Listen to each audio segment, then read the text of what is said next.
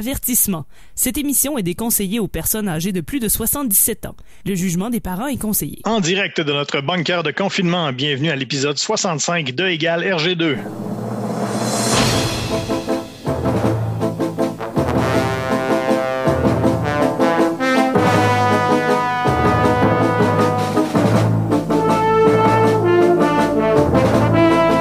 De bande dessinée, de Gogno et de Matraque Molle, bienvenue à votre rendez-vous pandémique hebdomadaire de bande dessinée. C'est E égale RG2. Mon nom est François Anger, accompagné ce soir de Tania Beaumont. Bonsoir. D'Olivier Morissette. Salut François. Et c'est tout. Ben oui. Ben oui. Où sont les autres? Qu'est-ce qui se passe? On perd des membres. C'est un peu troublant. Ouais, c'est ça. Puis là, les auditeurs vont peut-être dire, bon, qu'est-ce qui s'est passé? T'sais, là, la semaine dernière, on manquait de nourriture. Là, aujourd'hui, Guillaume Plante n'est pas là. Est-ce qu'il y a une corrélation à faire? Mais on vous rassure, on ne l'a pas mangé. Là. Non, on ferait jamais ça. On n'est pas... Pas Guillaume. Ben non, c'est ça. S'il y en a un qu'on ne mangerait pas, c'est bien Guillaume. Ben c'est sûr.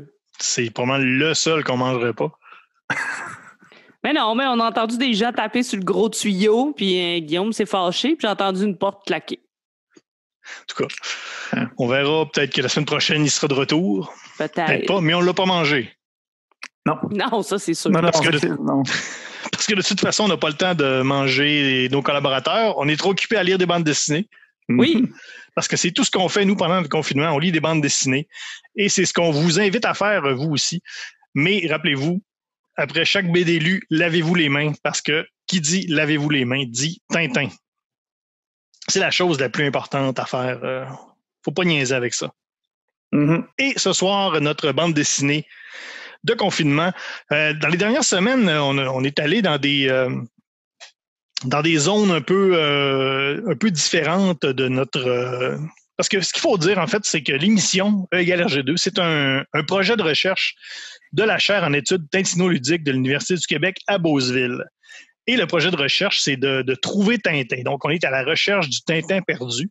On essaie de trouver Tintin dans plein de bandes dessinées parce que, comme on le sait, il n'y a plus de nouvelles aventures de Tintin. Donc, il faut le chercher ailleurs. Et dans les dernières semaines, on l'a cherché dans des bandes dessinées où on ne l'a pas vraiment trouvé. Ah non, il était loin, là. Ça a été très, difficile, très loin. Il était en distanciation sociale. Et la semaine dernière, Saga, c'est le plus bas taux total de Tintin de nos recherches, un gros 8 Tintin. Et là, ce soir, on va essayer de remonter ça un peu. On va essayer de remonter un peu la courbe tintinoludique. On va vous parler des Tuniques Bleues, une série classique de la bande dessinée franco-belge, parue aux éditions Dupuis depuis 1968 quand même. On parlait de nourriture, c'est ça. On n'a pas mangé Guillaume, mais on est toujours un peu en déficit alimentaire. Je sais pas pour vous, là, moi, il me reste plus grand-chose. Ouais, non, c'est ça. Moi non plus, là, après mon essai raté de manger mes bandes dessinées, là, ta farine de Spirou, hein? Ouais, je commence à manquer d'idées, là. J'ai essayé de faire des tortillas avec le placo-plate du bunker. Ouais. Et c'est sec. C'est bien sec. Ouais. Moi, il me reste une boîte de Corn Pops, mais il n'y a plus de Corn Pops dedans. Il te reste juste la boîte. Il me reste la boîte de Corn Pops, ce qui est pas un mensonge. Là. Moi, il y a de l'odeur aussi résiduelle. Oui. Moi, il me reste un sac de porridge et de l'eau de rose. OK. Ça sera pas bon, hein? Ben, ça risque pas. Parce que j'ai pas de lait. C'est le temps que ça finisse, hein? Ça serait le temps. Mais on a des BD en masse. Ah oui, ça, on ne sait plus quoi faire avec. Et d'ailleurs, pour tout le confinement, ce qu'on essaie de faire, c'est de prendre des bandes dessinées qui sont disponibles gratuitement en lecture en ligne. Là, je voudrais qu'on en reparle un petit peu parce que j'étais un peu mêlé dans les dernières semaines. On a parlé beaucoup de prêt numérique. Parce que nous, on est au Québec et il y a une plateforme qui s'appelle Prêt numérique où on peut louer en ligne plein de bandes dessinées.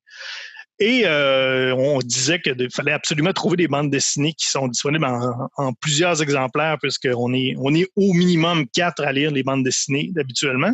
Et là, ce que j'ai compris aujourd'hui, c'est que Prêt numérique, c'est pas comme une grosse base de données, là. Il n'y a pas une recherche à faire. Donc, c'est tout dépendamment de la bibliothèque à laquelle vous êtes abonné. Vous allez avoir des bandes dessinées différentes en différents nombres d'exemplaires. Et donc, je pense que le meilleur plan, si vous êtes au Québec et que vous avez une adresse au Québec, si vous avez une preuve de résidence, c'est de vous abonner à Bibliothèque et Archives nationales du Québec, qui sont également sur Prêt numérique. Et là-dessus, vous allez pouvoir trouver, il y en a vraiment plein. Là. D'habitude, on cherchait sur les bibliothèques de Québec, de la ville de Québec, il n'y en a pas tant que ça. Parce que c'est là qu'on est basé. C'est là qu'on est basé. Mm-hmm. Mais avec Prêt numérique, plus un abonnement à BANQ, qui est gratuit, évidemment, pour tous les résidents du Québec. Et c'est assez rapide avec la pandémie. Je pense qu'on a compris aussi l'urgence là, pour avoir fait la demande. Moi, il y a quelques semaines, là, en quelques jours à peine, j'étais accepté. Et il y a plein de bandes dessinées là-dessus, en plein d'exemplaires. Donc, on va pouvoir se garnir là-dedans. En plus, sur BANQ, vous avez accès à la base à la banque numérique Hoopla, où c'est beaucoup des comic books américains. Il y en a vraiment plein en lecture gratuite. Et sinon, si vous êtes... si vous n'avez pas de possibilité de ni un ni l'autre, il y a également Isneo qui offre un mois gratuit. Et là-dessus, il y a plein de bandes dessinées. Donc, si vous êtes en Europe, surtout, le mois gratuit sur Isneo, c'est parfait. Vous pouvez également faire comme moi et oublier de canceller votre abonnement gratuit après un mois et payer 14,95. Mais heureusement, on a des commanditaires. Oui, et bien sûr, les librairies là, qui sont de plus en plus ouvertes, là, c'est sûr qu'on encourage toujours l'achat de bandes dessinées. Oui, bien sûr, sur les libraires. Vous nous en voudrez pas si on voulait pas acheter toutes les tuniques bleues. Non, c'est ça. Ouais, il y en a beaucoup. C'est ça. Il y en a quelques-uns. Vous pouvez écouter tous nos épisodes en balado sur Apple et Google. Et vous pouvez également nous contacter via Facebook. Allez mettre un j'aime sur notre page Facebook, RGCKRL ou tout simplement E = RG2. Il y a plein de contenus additionnels. On fait plein de drôleries, on fait plein de gags. Et il y a plein de contenus additionnels. On est également sur Twitter, ERG2. Et vous pouvez également nous rejoindre sur Twitter avec notre hashtag personnalisé, le célèbre hashtag Matraquemol, qui ne cesse plus de servir à pas grand-chose. Il y a de la place. Il reste de la place dedans. Il y a tellement de place. N'hésitez pas. Il y a des octets et des octets de place. Puis Instagram aussi, si jamais. On est tous sur Instagram. Donc, hashtag Matraquemol sur Instagram. Encore une fois, on vous invite à nous envoyer vos plus belles photos de Matraquemol. Je parlais tout à l'heure justement de mon abonnement Isneo que j'ai oublié d'annuler. Donc, je dois payer 14,95 pour le prochain mois. Et c'est pourquoi on a nos précieux commanditaires. Et comme à chaque semaine depuis 2-3 semaines, c'est Alex Drouin qui fait la commandite ce soir. Alex, t'es là? Oui, François, je suis là, comme à l'habitude. Ici, Alex Drouin, en direct du stationnement de la boutique Le Linge Bleu. Depuis plus de 40 ans, c'est le spécialiste pour des vêtements 100% québécois et 100% bleus. Alors que ce soit pour un congrès du Parti québécois, un costume de mascotte faisant la promotion d'une vie active pour un ministère ou encore pour un spectacle de variété sur une scène à Las Vegas avec 2 autres gars habillés comme vous, nous avons la teinte de bleu qui vous conviendra. Votre look rendra vos collègues bleus de jalousie. Nous offrons même la teinture de vos vêtements blancs avec notre mélange maison de Curaçao et de Windex. Que vous cherchiez du jeans bleu, du coton bleu, du cuir bleu ou du lycra bleu, nous l'avons. Et quelle est cette chanson qui joue sans arrêt dans les haut-parleurs du magasin? Vous l'aurez deviné, c'est Coton Ouetté de Bleu Jeans Bleu qu'on diffuse en boucle 24 heures sur 24, 7 jours sur 7. Le linge bleu, parce que des fois c'est plaisant de se faire dire qu'on ressemble à un schtroumpf. Épars, le 10-30 chiasson sauce à la brossard. Pour la meilleure poutine en ville, viens tremper ta frite au 10-30 chiasson sauce all. Alex, c'est-tu les pompiers que j'entends? Y a-tu le feu? Non, y a pas d'incendie. Seulement, derrière moi, il y a un gros remix de l'incendie à Rio qui joue dans des speakers extérieurs. OK, écoute, fais attention. Puis lave-toi les mains. Merci, à la prochaine. Ouais. On espère qu'il va être correct, hein? Ben oui, hein, ça a pas l'air facile. On a besoin de lui pour les prochaines semaines. En tout cas, j'espère que le commerce où il se trouve va pouvoir continuer de nous commanditer. Oui. En tout cas, chèque est passé. Ouais, oui, c'est ça, ce qui est important. Donc, je vais pouvoir rembourser mon... Donc, 14,95 €, non, peut-être? Non, c'est en dollars canadiens. Heureusement. Parce que je l'aurais moins trouvé drôle. Guillaume n'est pas là ce soir, encore une fois, parce qu'on rappelle qu'on ne l'a pas mangé. Et je vais m'occuper, moi, donc, du résumé des tuniques bleues. Alors, attelez-vous, on part. Alors, un petit contexte historique pour les tuniques bleues. On est à la fin des années 60. La série Lucky Luke est publiée dans le journal Spirou des éditions Dupuis. La série Lucky Luke change d'éditeur en 68 pour aller chez Dargaud et dans le magazine Pilote. Donc, les éditions Dupuis se cherchent une nouvelle série qui pourrait remplacer Lucky Luke dans le magazine Spirou. Ils font appel au scénariste Raoul Cauvin et au dessinateur Louis Salverius pour une nouvelle série qui est intitulée Les Tuniques Bleues et qui se déroule pendant la guerre de sécession ou la guerre civile américaine, là, tout dépendamment, on peut dire les deux. Donc, ça se déroule entre 1861 et 1865. D'ailleurs, les aventures de Lucky Luke se déroulaient majoritairement après la guerre de sécession, donc vers les années 1880. Donc, on peut presque voir les Tuniques Bleues comme un prequel, un antépisode des aventures du cowboy solitaire. C'est quoi les Tuniques Bleues?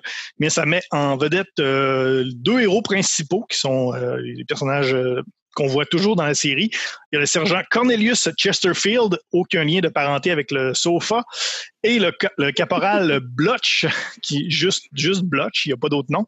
Puis ça dépeint de façon humoristique des batailles ou des moments historiques de la guerre de sécession.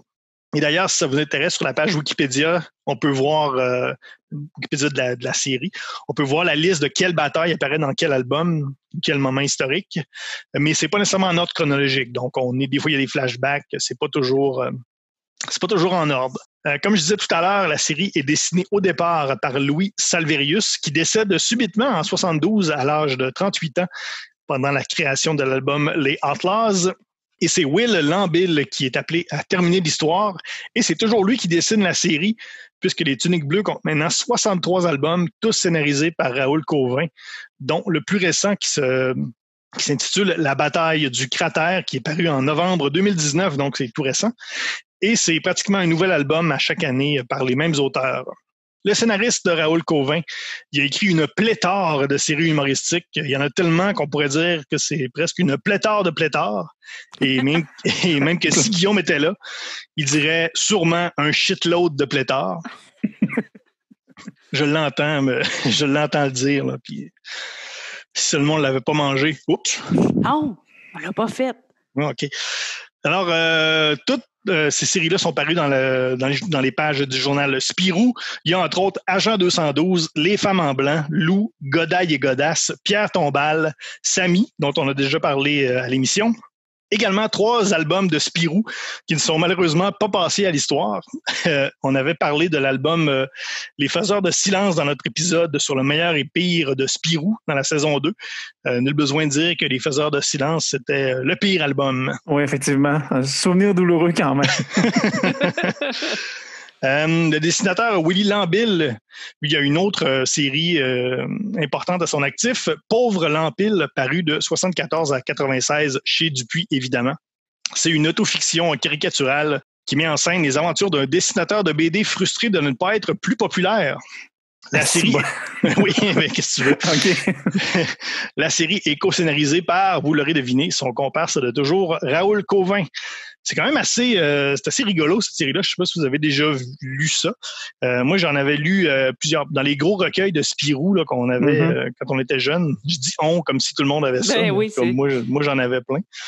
Puis il y avait tout le temps ça dans les journaux Spirou. C'était quand même assez comique comme série. Malgré la longévité des Tuniques Bleues, puis même sa popularité, la série n'a jamais connu un succès hors BD. Il n'y a jamais eu de dessin animé, jamais eu de film, sauf un jeu vidéo qui est paru en 89 et réédité en 2012 et qui est disponible sur le App Store en Europe. J'ai essayé de le downloader tout à l'heure et on peut pas au Canada. Je ne sais pas qu'est-ce qui me surprend le plus, qu'il y ait eu un jeu vidéo en 89 ou qu'il y ait eu une réédition en 2012. Ouais, les deux se peuvent comme pas. Hein. C'est surprenant. C'est très surprenant. C'est une bonne distance temporelle. Là. Oui, quand même. Hein. Qu'est-ce qu'avec tous les jeux, si on rééditait un jeu des Tuniques Bleues paru en 89? Oui, c'est ça. On l'a localisé seulement en Europe, là, un jeu qui se passe aux États-Unis. En 2012, ils se sont dit, ça, c'est le bon moment de ramener ce jeu-là. Là. Il va y avoir un petit mot dans l'histoire. On ne sait pas trop. Grand-chose. Pour terminer, Raoul Cauvin a annoncé que le 64e album serait son dernier comme scénariste, mais ça se pourrait que la série continue avec un nouveau scénariste, mais elle serait toujours dessinée par Lambill. Alors voilà, mes amis, c'est là qu'on est rendu. On va faire un tour de parole. Donc, les trois membres de l'équipe ce soir, on va tous vous donner notre appréciation de la série des Tuniques Bleues. Et je parlais tout à l'heure du fait qu'on est un projet de la chaire de recherche en études tintinoludiques de l'Université du Québec à Beauceville. Eh bien, comment on fait pour rendre ça scientifique, notre approche? C'est qu'on va prendre tous les personnages de l'univers de Tintin, ou du moins les plus connus, et on va essayer de leur donner un parallèle dans la série Les Tuniques Bleues. Et c'est comme ça qu'à la fin, on va pouvoir déterminer scientifiquement si les Tuniques Bleues, c'est une bonne alternative à Tintin. Ça n'a rien à voir avec la qualité. C'est juste une question très quantitative de parallèle avec les aventures de Tintin. S'il y a des chiffres, c'est scientifique. Exactement. C'est comme ça que ça marche. Olivier, toi qui es un scientifique reconnu. Oui. C'est comme ça. S'il y a des chiffres, c'est scientifique. C'est déjà bien parti, en tout cas, oui. Oui. Donc, voilà, ça sera la deuxième partie de l'émission. Mais tout juste avant, donc, on va tous y aller avec notre petit tour de table. Commencer par Olivier. Mais on peut peut-être dire aussi ceux qu'on a lus, parce qu'on ne s'est quand même pas tapé les 63 albums pour des raisons de santé mentale. Déjà qu'avec le confinement, c'est pas facile. Non. Ben oui, on a tous lu, du moins les trois, on a lu le deuxième album qui est du nord au sud. Oui. Mm-hmm.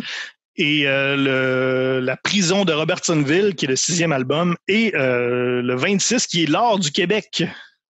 On s'est senti interpellés. Oui, on s'est senti interpellés. Et est-ce que la série va nous sortir des gros stéréotypes et des gros clichés sur le Québec? C'est à suivre. Hey, j'ai pas dit non plus que nos deux héros, nos deux protagonistes sont dans l'armée de l'Union, donc dans l'armée du Nord. Oui, c'est pas de dire quel bord ils sont. Dans les gentils. Ils sont dans les gentils. Dans les pas racistes. Oui. Olivier? Oui, donc on l'a dit, hein, c'est une BD qui s'insère dans la grande tradition de la BD franco-belge.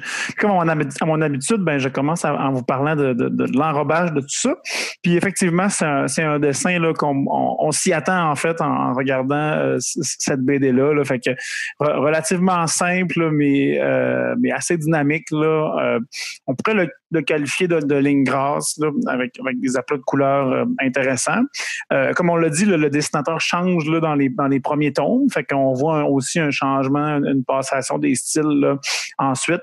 Hein, c'est toujours un peu ce genre de style-là qu'on voit des personnages là, qui sont un peu caricaturaux. Là, les gros nez. Les gros nez, effectivement. Hein, ouais. Que Chesterfield puis Blotch là, ont des saillants pif. Oui. Puis le reste de leurs comparses, c'est plus proportionné, disons-le ainsi. Ça reste des BD là, avec une histoire assez simple, là, mais tout de même, c'est sympathique. Là. Quelques gags là, par ici et par là. On est dans des albums qui se bouclent là, en un seul album, fait qu'il n'y a pas de grandes intrigues là-dedans, puis on fait pas des grandes surprises, là, mais ça reste des histoires assez sympathiques. J'ai trouvé quand même, il y a un souci du détail là, dans les dessins, mais aussi un peu dans la recherche de tout ça. On croise des personnages historiques, on croise des lieux historiques, là, ce qui était quand même, à mon avis, une preuve d'une recherche intéressante puis qui vient à égayer un peu là, cette lecture-là, ou en tout cas donner quelque chose de plus, surtout que c'est une BD historique, fait qu'il faut toujours bien voir des choses qui se sont déjà passées. Fait que pour ça, la BD le fait bien. Puis on le dit souvent à l'émission, là, je pense que ça se qualifie assez bien de BD de bibliothèque. Là, fait que oui. Dans la grande veine des autres BD de bibliothèque, là, on réinventera pas la roue, mais on a quand même quelque chose d'assez sympathique.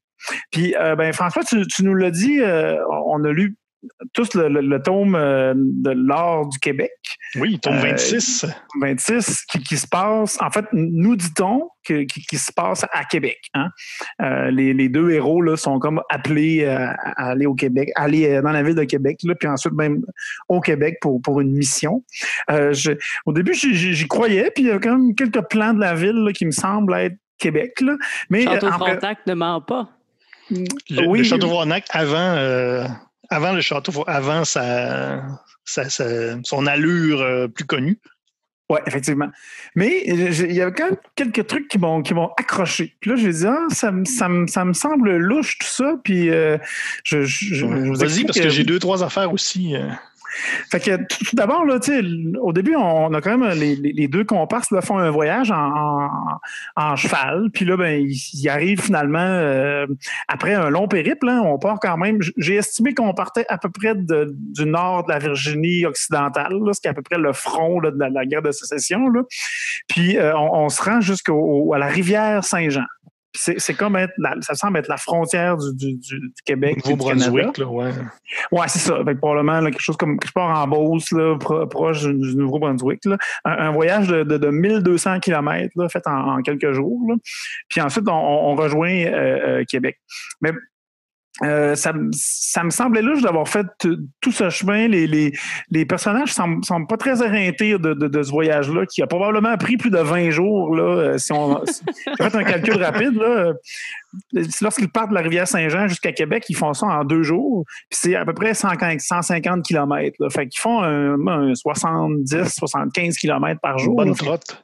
Fait que quand même une bonne trotte. Puis notre comparse Goujon, lui, qui est l'espion canadien, là, lui a fait l'aller-retour en plus. Là, puis il a parlé à peu près 5 minutes avec le général quand il est arrivé à la base. Fait que, ça m'aide un long voyage pour tout ça. Mais c'est sa job, c'est un espion. Il faut qu'il rende des comptes. Hein? Ouais. Même si ça dure 5 minutes, ouais. Tout était long dans les déplacements, là. Oui, effectivement. Aller au dépanneur, ça prenait... Quand nos comparses se promènent dans la forêt québécoise, ben on croise de la faune, hein, bien évidemment. On est dans la forêt, fait qu'on croise des animaux. Oui. On croise, entre autres, c'était là que j'y croyais au début, on voit un orignal. Maintenant, on voit des chèvres des montagnes. Là, mon œil a sourcillé. Hein, on est rendu où, là? Les chèvres des montagnes ne sont pas présentes au Québec. Puis après ça, lorsqu'on est proche d'une cabane, la cabane du chercheur d'or, on voit quelques mouflons.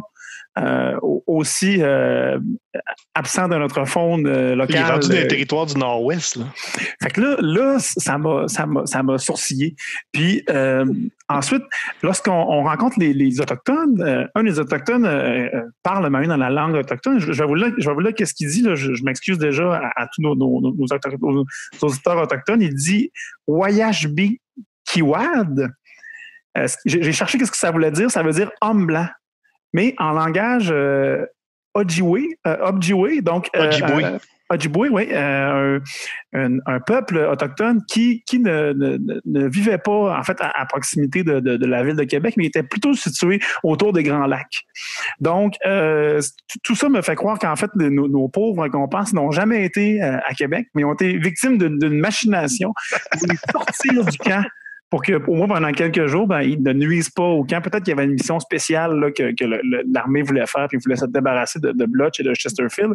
Ou juste être tranquille pendant un bout, là, parce qu'ils ont l'air quand même assez...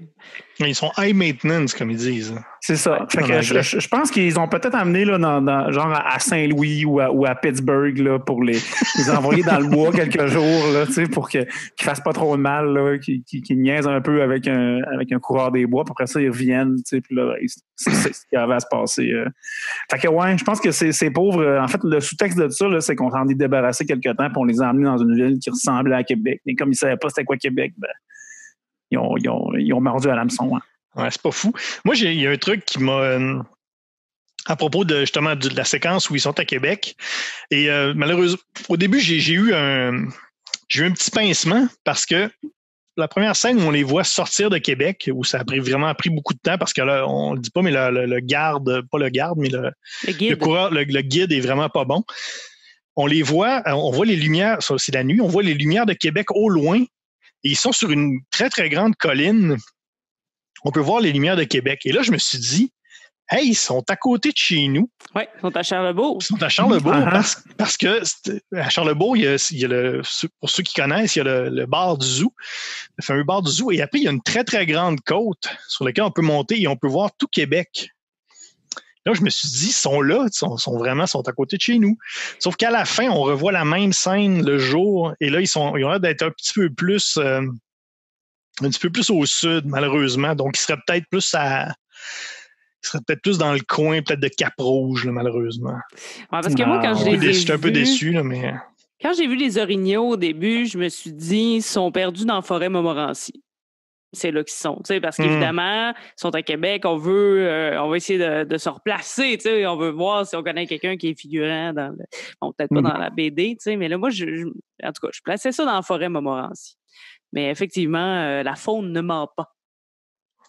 En tout cas, un peu décevant qu'il ne soit pas chez moi à Charlesbourg, mais quand même. Mais heureusement, il n'y a pas des gros... on ne nous a pas sorti les gros stéréotypes là, comme dans l'album La Belle Province de Lucky Luke. Je suis quand même content de ça. Oui. Oli, tu serais peut-être autour de Tania, si tu veux nous donner un peu ton appréciation des tuniques bleues en général. Oui, ben on l'a dit, on est allé dans différentes zones. On était très loin de retrouver notre Tintin dans les dernières BD. Je dois avouer que quand j'ai ouvert la première page, en fait, quand j'ai cliqué sur la première page, je me suis rappelé que ce dessin-là existait parce que on est vraiment replongé dans une époque et dans un style vraiment avec les tuniques bleues. Je connaissais le nom, mais j'avais absolument jamais lu. Je savais pas qu'on parlait non plus de la guerre de sécession. J'ai trouvé ça quand même un peu vulgaire. Parce qu'il y a vraiment beaucoup de sacres qu'on censure, bien sûr, avec des symboles toujours très marquants de la colère, comme une poire ou un poisson. Hein? On sait tous quand on est fâché, on nomme des fruits ou d'autres aliments. Mais je trouvais qu'il y en avait beaucoup. J'étais comme, OK, je peux bien croire que c'est des soldats, mais on serait capable d'être fâché autrement. Il y a des moments où c'est difficile de comprendre le rythme narratif, le rythme de l'histoire. J'ai l'impression que ça se peaufine plus on avance dans la série, parce que le tome 2, c'est quand même assez difficile à suivre, même de case en case. Olivier, on avait soulevé tout ça là, en discutant, entre autres, là, entre nos lectures. Hors d'onde. On dirait qu'il y a des ellipses temporelles. Hein? On dirait qu'il manque là, quelques cases qui ont comme été échappées à terre là, puis qui n'ont pas fait la cote finale de la BD, effectivement. Dans le tome 2, oui, puis après ça se place, là, mais oui, dans le tome 2, c'est particulier. Hein. C'est comme si c'était, c'est pas bien dessiné, ça, enlève-là. Ouais, mais on comprendra pas l'histoire. Ah, le monde est brillant. C'est un peu ça qui se passe, mais même dans le tome 6 qu'on a lu par la suite, je trouvais que il y avait du rythme, oui, mais c'était un peu très répétitif. Là, on est pris dans un camp, on essaie de s'évader, mais vraiment de plusieurs manières. Là. On l'essaye souvent, ça marche pas, puis on y retourne. C'est comme OK. Et là, finalement, quand on va à Québec, mais là, on est vraiment plus dans une histoire là où le rythme se peut un peu plus pour un 47, 48 pages. Là, c'est quand même plus modéré là-dessus.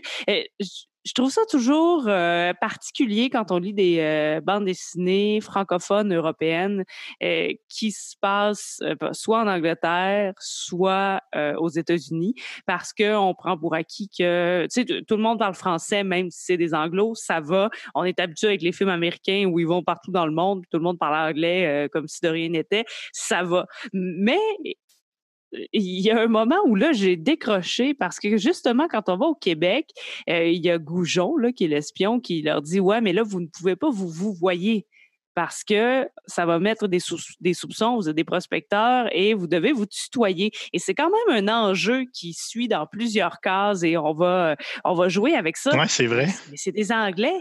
Il n'y en a pas de tu, il n'y en a pas de vous. Ah oui. Donc là, moi, j'assume qu'ils parlent français, ça va, c'est dans la compréhension du texte. On a quand même le droit de raconter une histoire qui n'est pas la nôtre, là, ça va. Mais on passe quand même beaucoup de temps là-dessus, alors qu'à la base, c'est pas supposé d'être un enjeu. Donc, moi, c'est quelque chose qui m'a un peu tanné. Mais c'est sûr que c'est ça. C'est le genre de BD qui se lit vraiment très rapidement, qu'on peut laisser traîner dans une salle d'attente, qu'on a dans la bibliothèque. J'ai un peu de misère aussi avec le fait que ce côté historique, c'est la guerre, mais on le fait de manière humoristique et très caricaturale. Tu sais, au début, par exemple, dans le tome 2, il y a presque des étoiles au-dessus de la tête ou le bonhomme a la face verte, un peu comme on voit dans Lucky Luke, mais ils sont en pleine guerre civile là, qui a tué vraiment beaucoup de gens. C'est un contexte historique, mais presque parodié ou de moins caricatural. Donc ça, je trouvais ça un peu bizarre. Mais après ça, on embarque, on s'attache un peu au personnage, puis on continue de faire notre lecture des tuniques bleues. Oui, pour moi, justement, je voulais revenir un peu là-dessus, ce que tu disais sur le côté caricatural de la guerre. Je pense qu'il y a quand même... on regarde quand même le côté qui peut avoir des morts pendant la guerre. Tu sais, souvent dans ces BD-là, sans dire aseptisé, là, mais c'est vraiment juste des jokes. Là. C'est des gags, puis on fait juste des blagues, puis on s'amuse.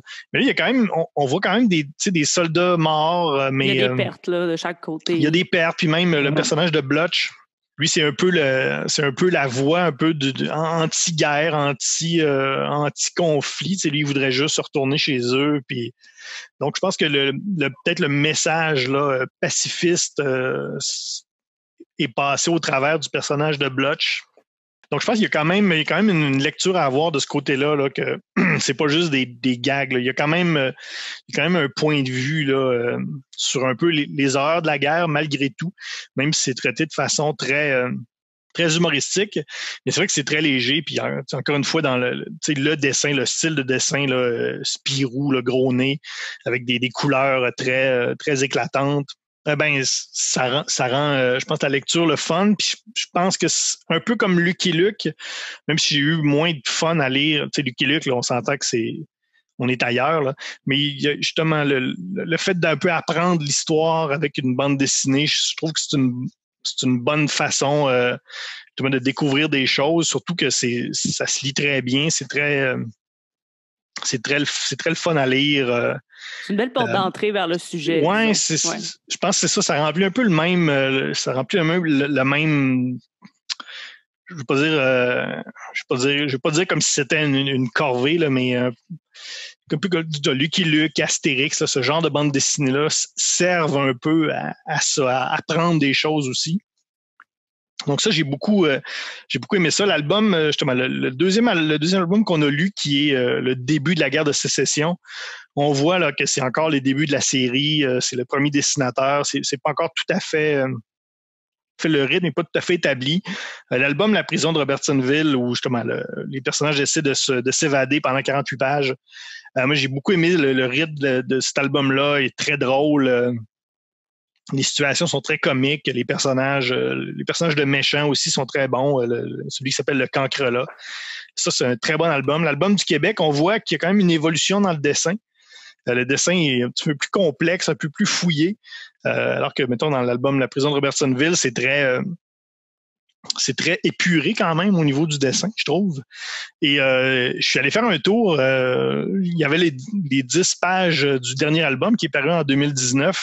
Je suis allé voir pour voir qu'est-ce que ça donnait dans les tuniques bleues aujourd'hui, dessinées encore une fois par Lambil. On voit que il y a quand même eu une évolution dans le niveau du dessin.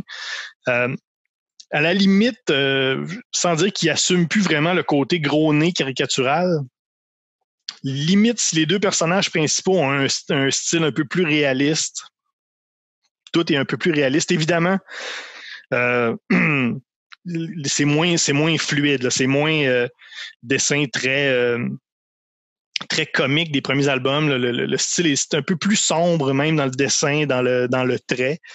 Mais ça reste quand même intéressant de voir cette évolution-là. Tu sais, souvent, mettons, les trucs comme Astérix, à un moment donné, le style a été comme, je vais pas dire canné, là, j'ai pas de meilleur... figé, là. Figé, ouais, assez figé, effectivement. Puis il est resté comme ça jusqu'à la fin, alors que dans les tuniques bleues, on voit que, tu sais, si on regarde du premier au dernier album, même de Lambil, là, si on exclut le premier dessinateur, là, on voit qu'il y a vraiment une évolution dans le dessin. Ça, c'est quand même... c'est peut-être la liberté de ne pas reprendre le flambeau de quelqu'un, mais d'être encore la personne qui est en place. Là, un dessinateur, par exemple, qui reprend Astérix, j'imagine, va aller revisiter les plus classiques, puis va se mettre la main à reprendre des personnages dans le même trait. Là. Ouais. C'est difficile aussi quand tu reprends le dessin de quelqu'un, de dire « je suis qui, moi, pour aller changer ce classique-là », alors que quand ça a été le tien pendant si longtemps, t'as comme le droit de le modifier. Ben, puis on en parlait justement encore une fois hors d'onde, parce que clairement, on se dit beaucoup de choses hors d'onde. Mais dans le fond, Lambil, lui, a hérité un peu du look des deux héros principaux. Donc, il les a redessinés comme Louis Salverius le faisait. Alors qu'on remarque que si vous regardez un peu la BD Pauvre Lambil, vous remarquez que son style colle beaucoup plus tous les autres personnages. Ça ressemble beaucoup plus à, si on veut, son style à lui. Mais que justement, les deux personnages principaux, c'est un peu le style de l'ancien dessinateur qui a un peu remis à à sa patte, mais on voit que tous les autres personnages, c'est plus lui. Et pour terminer, petite observation, 2 personnages principaux, un gros roux et un petit futé. Je laisse ça comme ça. J'ai fait je me suis amusé. Tu parlais tout à l'heure que c'était un peu vulgaire, qu'il y a beaucoup quand même de jurons. J'ai fait un quiz, un vrai quiz. Alors, je vais vous lancer ça. On va faire le quiz. Est-ce que c'est un juron de bande dessinée, parce que ça peut être dans la bande dessinée franco-belge, ou c'est un produit Ikea? OK. Alors, on est prêts. Vous êtes prêts? Ouais. Alors, on y va. OK, je commence.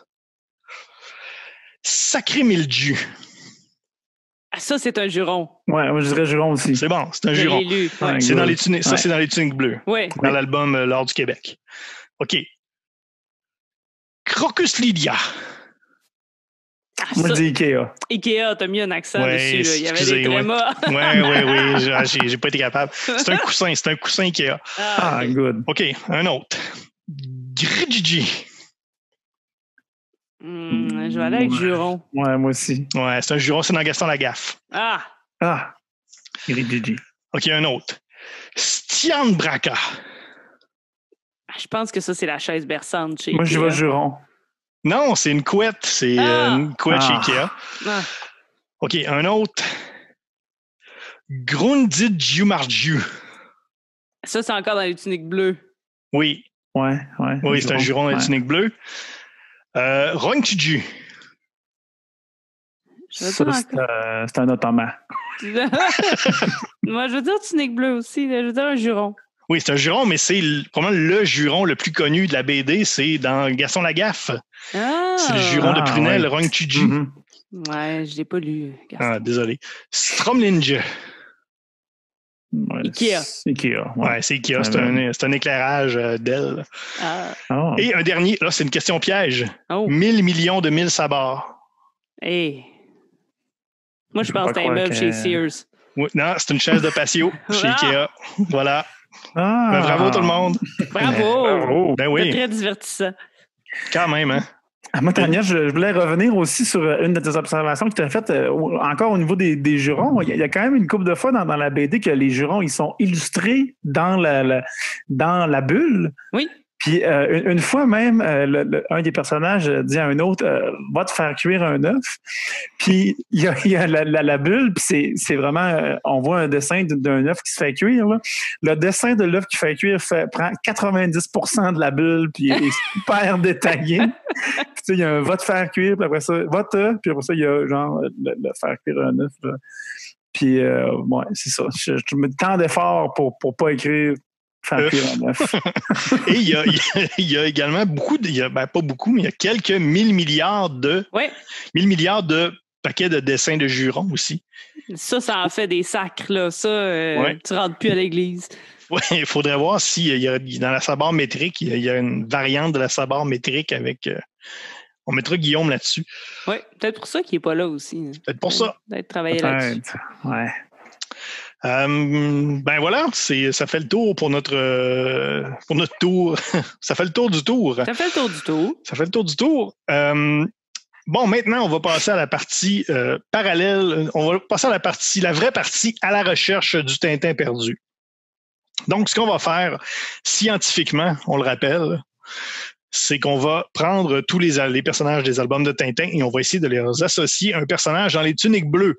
Ça ne sera pas facile. Eh non. Je pense qu'on va avoir un petit peu de misère. Il y a beaucoup de monde, mais il y a peu de monde à la fois. Oui, exactement. Et là, on parlait de chiffres tout à l'heure. Comment on fait ça? Comment on fait pour arriver à des chiffres à la fin de tout ça? C'est qu'on va donner tout le monde une note sur 100 qui est notre taux Tintin. Donc, le taux d'alternative à Tintin. Et au final, on va faire une note totale avec ça, un cumulatif qui sera le taux total Tintin.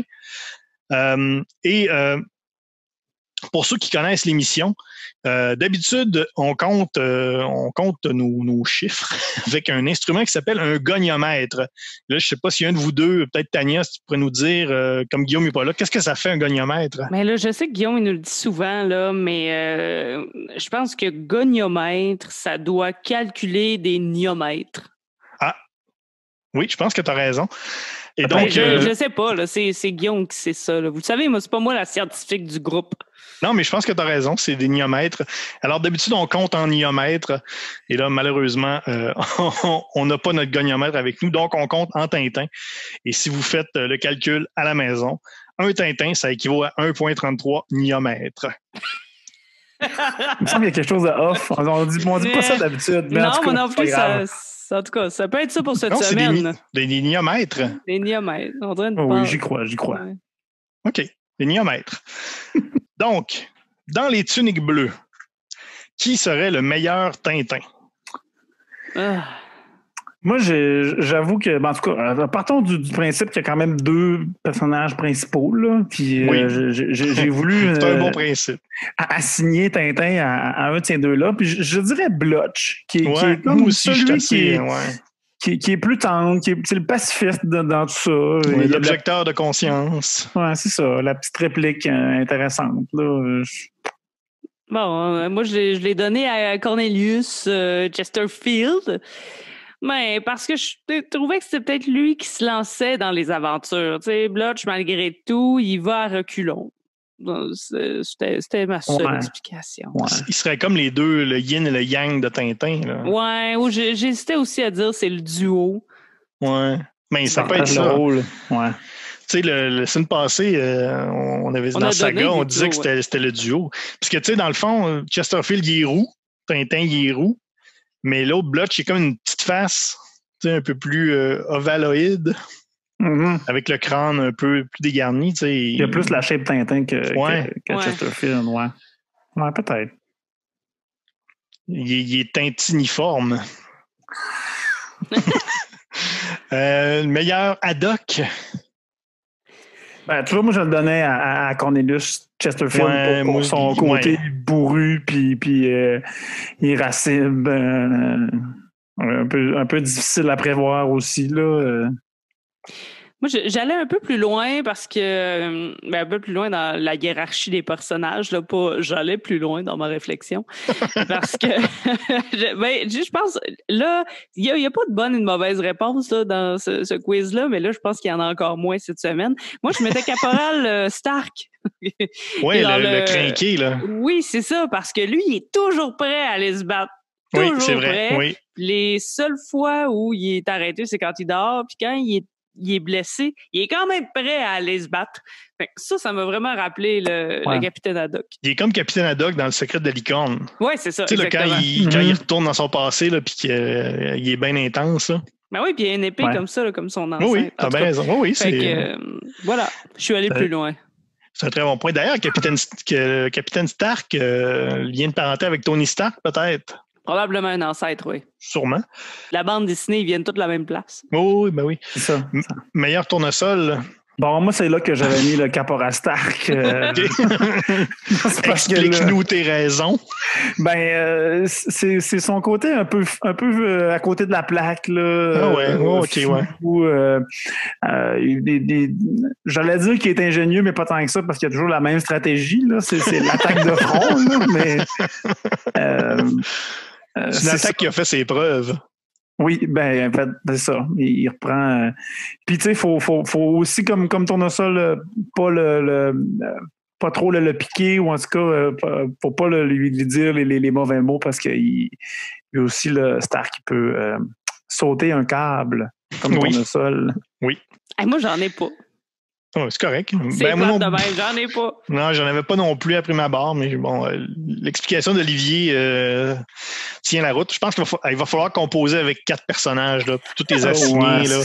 Fait que on va aussi bien s'habituer. Sinon, il y a beaucoup de troisième rôle là, dans ce là. Qui n'ont pas de nom. Beaucoup de figurants aussi. Vraiment beaucoup. Meilleur Milou. Ben, les chevaux. Ouais. C'est la cavalerie. Il y a des chevaux qui sont importants. Ouais. J'ai lu dans d'autres épisodes, il y a quand même un cheval. Là, oui, Blotch, j'ai vu Arabesque.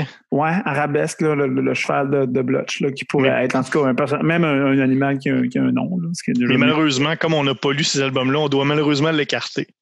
Ouais, c'est ça. C'est peut-être juste une rumeur. Là, fait que on se garde de faire des conclusions. Parce que quand on va déposer le projet de recherche, puis il nous demande est-ce que vous avez lu ça, on va être obligé de dire non. On va être pris il va défaut. tout falloir refaire l'émission. Ça serait pas bon pour la notoriété de l'Université du Québec à Beauceville. Ce serait terrible. Écartons l'arabesque. Oui. Ouais. Meilleur. C'est pas ça d'ailleurs qu'on fait, une arabesque. On écarte. Oui. C'est un jeu d'esprit. Oh, incroyable. Meilleur Castafiore. Il n'y en a pas de madame. Il n'y a pas de madame. Hein? Dans ceux qu'on a lus, en tout cas, il y a 0 madame. Il y a des gens déguisés en madame, mais ça dure une page. 0, je veux dire, on en a lu des BD où il n'y avait pas des personnages féminins forts. Je me suis indignée souvent sur bien des affaires. Mais là, 0! Même pas une petite madame dessinée pas gros là, à l'horizon. Là. À peu près 150 pages de lecture, puis il n'y en a pas.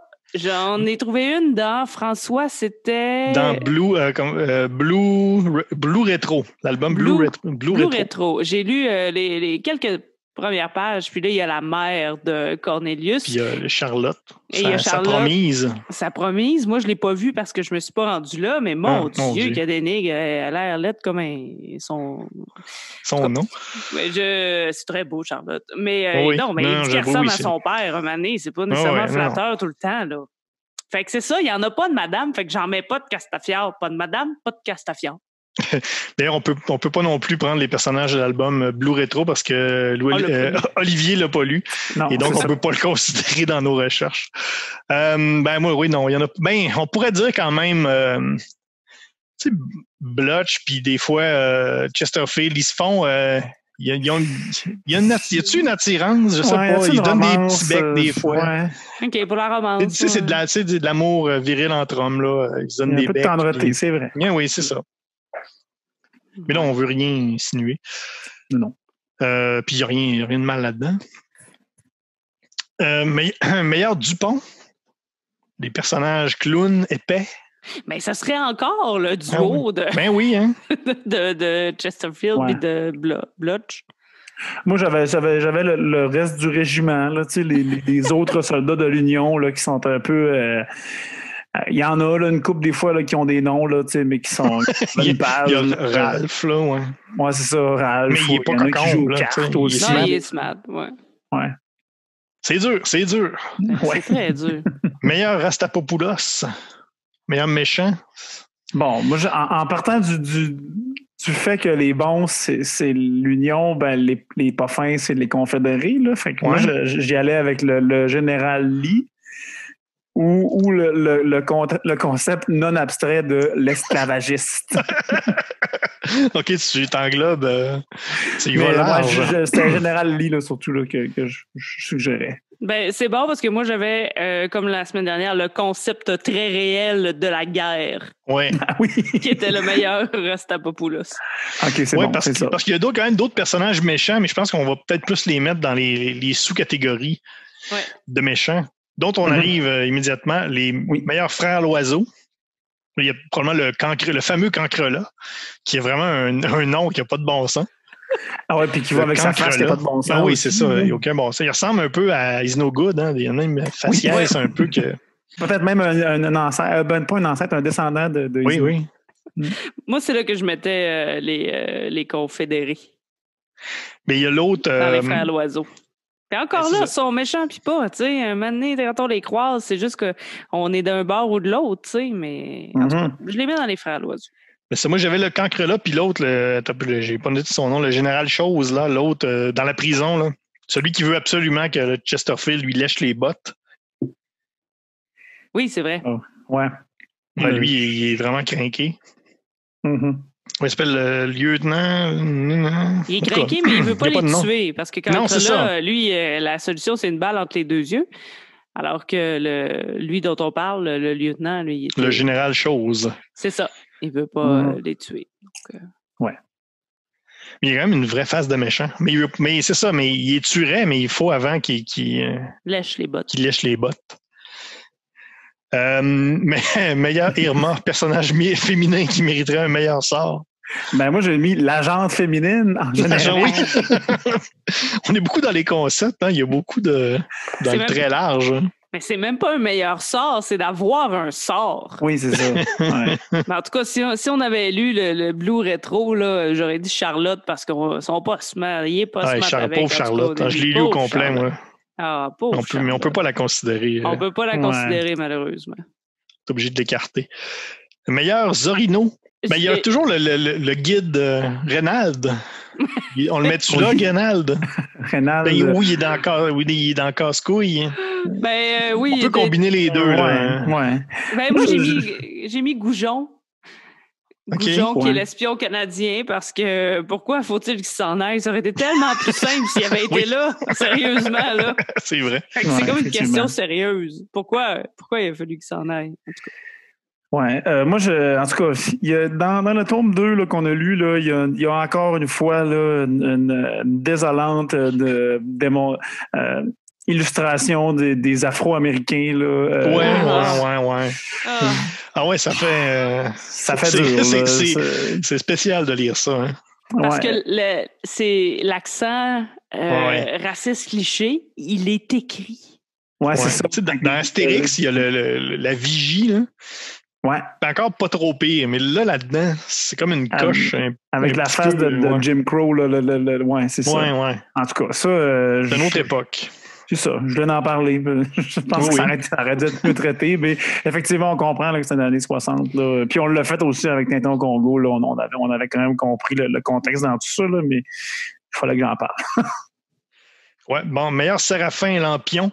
Ouais, là, on peut mettre le personnage casse-couille, on peut mettre Reynald, le très mauvais guide. Ouais, puis son frère à peu près pareil. Là, son frère François. Mais oui, tu sais, ça me fait une belle réputation. Ben oui. Ben moi j'ai mis Cancrela. OK. Parce que oui, il est méchant, mais il était aussi très casse-couille dans son attitude. Il est gossant.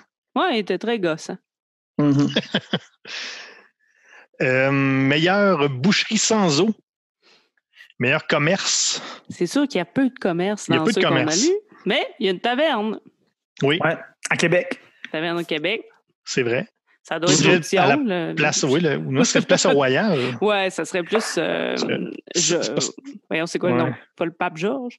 Je sais pas. Je sais pas. Je sais pas. Je sais pas, on sort plus des bars. Mais non. On voit quand même aussi des pas pires plans hein, de la ville de Québec. Oui, là. c'est quand même beau. Si on écarte ta théorie, là, que ils sont pas à Québec, si on prend pour qui sont à Québec, il y a vraiment des très beaux plans de Québec, de la Place Royale. Puis... C'est ça. Même à un moment donné, on les voit entrer à la Place Royale là, quand on entre, là, où il y a la grande fresque trompe-l'œil. Là. Ils sont là. Oui, c'est ça. On voit l'église aussi, puis effectivement. Ouais. Le pape Georges, ça marche. Là. C'est dans le Petit Champlain. Ah ben c'est ça, ils sont là, ils sont au Petit Champlain. C'est là. C'est le donc la boucherie sans eau, c'est le Petit Champlain. Oui. Quand même pas pire. Ouais. Meilleur goniomètre, meilleur objet. On rappelle qu'un goniomètre, c'est avec ça qu'on mesure des niomètres. Ben, dans le tome 2, on en fait grand cas là, du canon. Là. Il y a un canon. Oui, c'est vrai. On a canon. Fait que, ouais, c'est ça. Moi, je mettrais la chemise de Chesterfield parce qu'il est toujours en train d'enlever sa chemise. Et il est en chest vraiment régulièrement. Constamment. Oui, et quand il est habillé, il a l'air un peu bedet, mais quand il enlève sa chemise, il est quand même assez musclé. Je pense que c'est la chemise qui est épaisse. Ben, je pense que c'est ça. Ben, c'était épais hein, dans ce temps-là. C'est ça, c'est des tissus rêches, là, puis épais, ouais. Tania, si on a des auditeurs français, sûrement, comment tu dirais un bedet pour que les gens de France nous comprennent? Gérard Depardieu jeune? OK, c'est bon. Je sais pas, parce qu'aujourd'hui, il dépasse le bedet. Là, mais... Non, il est plus. Là, il est oversize bedet. Ah oui, là, il est rendu plus que bedet. On va terminer avec le meilleur Michel, personnage qu'on voit pas beaucoup, mais qui a vraiment trop de charisme, qui, on le rappelle à chaque semaine, est basé sur Michel, l'ingénieur de la fusée dans Objectif Lune, qu'on voit 3 cases, qui est vraiment un beau bonhomme et qui a clairement pas été dessiné par Hergé. Ben, moi, je mettais le chest de Chesterfield, ben oui. Ce serait le Michel des Tuniques Bleues. C'est pas un des albums, ça. Faudrait que je regarde le chest de Chesterfield. J'ai les ai ici, là. Non, en plus, ça sonne bien. Baby Blue, des bleus, là, non. Bull Run, non. Il n'y a pas le chest de Chesterfield. Bon, ben, 65. Ouais, mais ça tombe 65. Ouais, ça tombe 64. Un nouveau scénariste dans le tome 65, on ne sait jamais. Hein. Moi, j'avais le général Grant qu'on voit au tome 2. Là, Chesterfield. Ulysses S. Grant. Ouais. Chesterfield puis sa gang rentrent dans le camp, puis là, ils cherchent le général, puis là, ils disent à un gars qui est en train de se laver, qui est comme en chest, puis super bien dessiné, là, tu sais. Puis finalement, c'est lui, c'est le général. Là. Il est juste pas habillé en saute de général. Là. Mais, oui. C'est ça. Ben ça, moi, j'avais mis les généraux, là, qui sont toujours un peu avec les grosses moustaches, là, bien coiffés. Ouais. Les généraux en général. Oui, exactement. J'osais pas. Ben oui, écoute, voilà, ça fait le tour des personnages de Tintin. On a quand même, ça a été difficile, mais on a quand même... Alors là, on a passé à travers. Non, on a réussi. On a trouvé quand même une belle variété de parallèles. Et maintenant, pendant que, comme le veut la tradition, j'allume mon application de calculatrice, alors que je pourrais tellement le faire avant, on va y aller pour le taux, votre taux Tintin individuel, votre note sur 100. Est-ce que les Tuniques Bleues sont une bonne alternative à Tintin? Est-ce qu'on peut faire un bon parallèle avec Tintin? Ça n'est absolument pas un jugement général de la série. Ça ne veut pas dire si une note très basse, ça ne veut pas dire que c'est bon ou que c'est pas bon. C'est juste que ça n'est pas une bonne alternative à Tintin. Tania. J'ai mis 57. Okay. C'est beaucoup plus que dans les dernières semaines. Oui, 57, parce que l'absence de femmes, évidemment. Pour le genre de dessin aussi, qui pour une fois se rapproche et peut nous rappeler un peu dans quoi était capable de nous plonger Tintin. Parce qu'à la fin de chaque album, on a aussi bouclé l'aventure là, de ce qui se passait entre ces pages-là. Pour les 1000 milliards, évidemment, qui est un très, très caractéristique de Tintin et qu'on retrouve aussi là-dedans. Le racisme ambiant de l'époque, bien sûr, mais tu sais, qui est quand même 25-30 ans plus tard, là, et on a encore ça. Donc, ça fait partie des points, mais c'est ça, le genre d'aventure dans laquelle on nous amène qu'on sait qu'à la fin, les héros auront réussi la quête, et c'est pour ça que je donne 57 de Tintin. Moi, je pourrais donner 63, donné qu'il y a 63 albums. Puis justement, un peu comme toi, c'est ça. C'est des aventures sympathiques qu'on a du plaisir à lire. Ça passe un bon après-midi. Un peu comme... c'est pas très tintinesque, du moins dans ce qu'on a lu, parce que, bon, on est dans la grande saga. On est quand même on voit quand même très grand dans tout ça. Alors que Tintin, des fois, c'est un peu plus concentré sur les personnages et un peu leur petite histoire à eux. Là, on est dans quand même une grande... C'est quand même assez épique, là, comme tout ça. Mais oui, c'est quand même... On se rapproche beaucoup plus... on dépasse le 50% de Tintin. Donc, 63 pour moi. OK. Moi, pour le casting 100% masculin, pour aussi les a priori ratios qui sont là, mais plus sérieusement, aussi pour le format qui s'approche plus de celui de Tintin. Là, on retrouve les codes de la BD franco-belge, des aventures aussi qui sont plus proche, là, comme François dit, sans être tintinesque, en tout cas plus proche de ce qu'on pourrait s'attendre. J'accorde 51 aux Tuniques Bleues. C'est le fun parce que cette semaine, il n'y a personne qui donne... Oui, un score qui n'a pas de bon sens. C'est ça. Oui, c'est ça. Personne n'a fait de Guillaume Plante. Hey, non, mais la semaine passée, c'était François. C'est moi avec mon généreux 20. Ouais. Généreux 20. 20 sur 100. Puis on m'a conspué. Hey, tout ça, ça nous donne quand même un très respectable 57. C'est très bon. Un 57 Tintin. C'est ça que j'ai donné. J'ai raison. On va pouvoir faire un graphique où on voit toutes les pointes de tarte. C'est ça. Ben voilà, c'est tout pour les tuniques bleues. J'espère que vous avez apprécié cet épisode. On vous rappelle que vous pouvez réécouter tous nos épisodes en balado sur Apple et Google. Vous pouvez également aller consulter notre page Facebook au RGCKRL ou tout simplement E égale RG2. Vous pouvez écouter également tous nos épisodes et voir plein d'autres choses sur notre site web erg2.com. Même chose pour Twitter, ERG2. Également, vous pouvez nous rejoindre par le hashtag MatraqueMolle sur Twitter et sur Instagram. La semaine prochaine, on n'a pas encore décidé de la BD qu'on va lire. On fera ça dans les plus brefs délais. On a plein de choix quand même. On vous rappelle d'aller vous abonner à BANQ ou Isneo prenez le mois gratuit pour lire plein de BD gratuite sur votre iPad ou sur votre ordinateur. Mon nom est François Angers avec Tania Beaumont. Hello! Non, bye! Je suis tout le temps mêlé à la fin. C'est pas drôle, ça. On conclut. Au revoir. On recommence un épisode, c'est pour ça. À chaque fois, c'est ça. On enregistre 4 de suite. Là, ouais. OK, attends. Refais-les, là, je vais la voir. OK. Mon nom est François Angers avec ce soir Tania Beaumont. Bye! Olivier Morissette. Merci, salut! Alors, lisez des bandes dessinées, lavez-vous les mains et nous, on se revoit la prochaine fois.